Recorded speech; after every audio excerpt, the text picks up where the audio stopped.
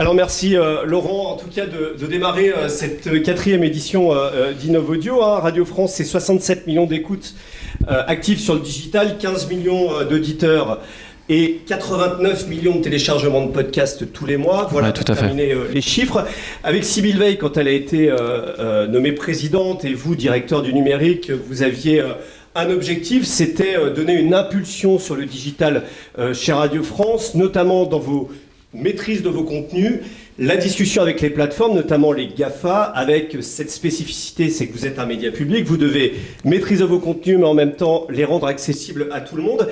En 2021, fin 2021, quel premier bilan on peut faire de ce travail que vous avez lancé il y a déjà quelques années ? Ouais, on l'a lancé il y a 2 ans. Alors c'était vraiment la jungle. On a accepté dans l'univers de l'audio des choses que jamais la télé ou la vidéo, jamais la presse et l'univers de l'écrit n'auraient accepté. Donc on a décidé de réorganiser tout ça, non pas pour brider l'accès au contenu, mais au contraire pour le rendre plus civilisé. On avait un enjeu pour nous, à vrai dire, au-delà de la maîtrise de notre distribution, c'était la maîtrise de notre éditorialisation. On cherche à être souverain éditorialement, on cherche à ce que la narration qu'on livre au public, on la maîtrise, que nos programmes ne soient pas vus qu'au travers du prisme des algorithmes ou d'intérêts commerciaux. Donc on a organisé sous forme de contrat une relation avec des agrégateurs qui peuvent reprendre nos podcasts.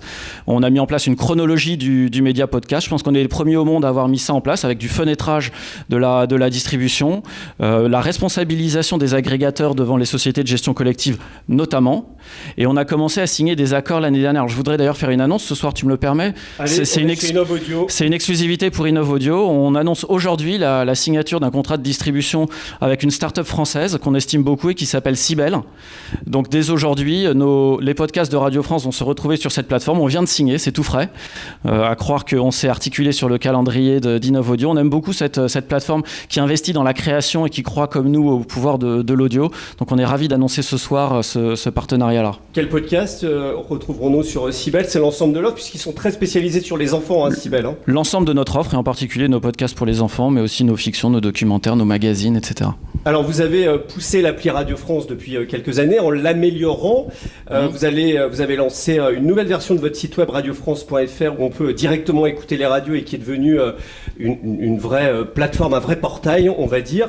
Ça va être quoi les prochaines innovations en 2022 sur vos plateformes ? Est-ce que vous allez continuer d'améliorer ou est-ce que vous allez lancer de nouvelles choses ? Je ne vais pas te dire l'inverse, on ne va pas arrêter d'améliorer. L'application Radio France vient de passer le 1 million de visiteurs uniques en cette rentrée. Parfaite, hein. Et je crois que si on regardait les chiffres ACPM, ça doit être une des applications de médias qui a le plus progressé ces dernières années, peut-être celle qui a le plus progressé.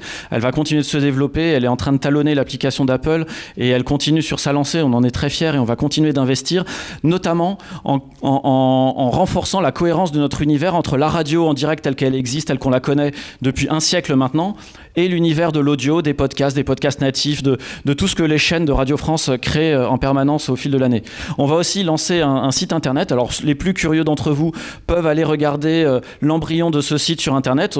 Nous, quand on construit quelque chose, on le fait comme le chantier d'un bâtiment. Tout le monde peut regarder le chantier en train de se construire.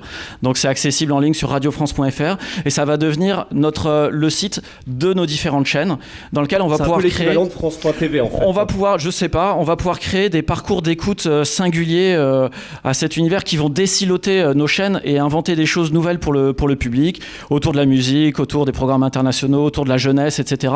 Donc on est très impatient de voir ce site net. Ça va être au premier semestre de l'année prochaine. On va, au travers de ce site, permettre aussi de créer un univers pour l'utilisateur, continuité d'écoute d'un appareil à l'autre et demain sur les enceintes connectées, dans les voitures, etc.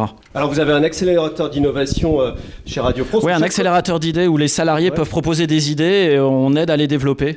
Alors, par exemple, lesquels ont été lancés réellement ? C'est-à-dire, moi, je suis collaborateur de Radio France, j'ai une bonne idée, je vais dans cet accélérateur.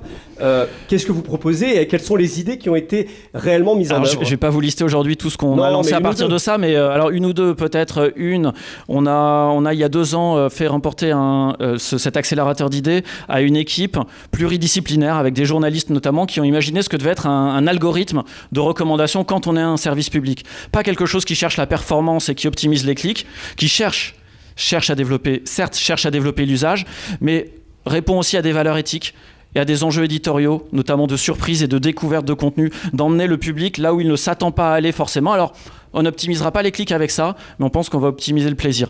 Une autre chose que j'ai envie d'évoquer ce soir, c'est parce que c'était la première saison de notre accélérateur d'idées. C'était une petite équipe avec 2 journalistes et une assistante à la réalisation des fictions qui ont imaginé un poste de radio pour enfants. Pas d'ondes potentiellement nuisibles ou qui pourraient effrayer les parents, pas d'écran pour éloigner justement les enfants des écrans, une sorte de boîte à podcast et à écoute. Et on a pu finalement lancer ça avec la Caisse des dépôts en partenariat avec Bayard. On a lancé une joint venture. L'entreprise s'appelle La Chouette Radio et l'appareil qu'on a lancé et qui se trouve maintenant dans les grandes surfaces, c'est Merlin. Donc ça va être le premier Noël de Merlin. Le démarrage est très très bon. Les retours presse sont très très bons. Et dedans, on retrouve donc des programmes de Bayard et des podcasts pour enfants de Radio France. Merci Laurent Frisch. Donc je rappelle cette annonce. Merci François. Radio France qui dévoile un accord avec la plateforme Sibel. Merci à tous. Merci Laurent Frisch, directeur du numérique de Radio France.